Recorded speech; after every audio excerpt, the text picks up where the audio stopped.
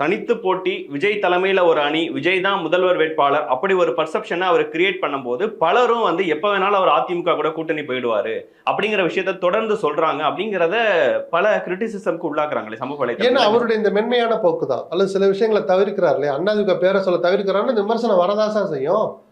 ஆனா நான் என்ன நினைப்பேன், ஒரு பத்திரிகையாளரா கடந்த 30-40 ஆண்டுகள் அரசியலை கவனிச்சும் பார்த்தும் வந்ததை வச்சு பார்த்தா, ஒரு புதிய இயக்கம், வளர வேண்டிய ஒரு இயக்கம் தனிச்சு நிக்கிறதா சரி. முதல் தேர்தலில் தான் யாரு, தன்னை மக்கள் எப்படி பார்க்குறாங்க, எத்தனை பேர் வர்றாங்கன்னு தெரிஞ்சுக்கிறதுக்கான அற்புதமான ஒரு வாய்ப்பு. இந்த வாய்ப்பை விஜய் தவற விடக்கூடாதுன்னு பார்க்குறேன். அரசியல் லாபங்களுக்காக, தற்காலிக வெற்றிகளுக்காக விஜய் அந்த பதவி ஆசை கொண்டு, நிச்சயமா பதவி ஆசையை தவிர வேறு எதுவுமே இருக்க முடியாது. திமுக வீட்டுக்கு சும்மா பம்மாத்து வேலை. நம்மளும் ஆட்சி அதிகாரத்தில் உட்காரணுங்கிற அரசியல்வாதிக்கு உரிய நியாயமான எதிர்பார்ப்பா இருக்கலாம்.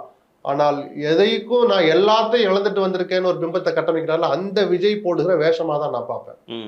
அந்த வார்த்தை பொருந்தலை. நீங்க எதுக்கும் தயார்னா பதவிக்கு போகாதீங்க, முதல்ல நீங்க உறுதியா நின்று நீங்க யாருன்னு காட்டு, உங்க செல்வாக்கு நிரூபிங்க. இன்னைக்கு சில பேர் உங்களை நக்கல் அடிக்கிறாங்க இல்லையா, அன்டெஸ்டட் அன்ப்ரூவ்டுன்னு. அதை ப்ரூவ் பண்றது இல்லாட்டி காலங்காலத்துக்கு அந்த வார்த்தை நீடிச்சுக்கிட்டே போகும். கூட்டணின்னு போயிட்டீங்கன்னா உங்க செல்வாக்கு என்னன்னு சொல்லவே முடியாது.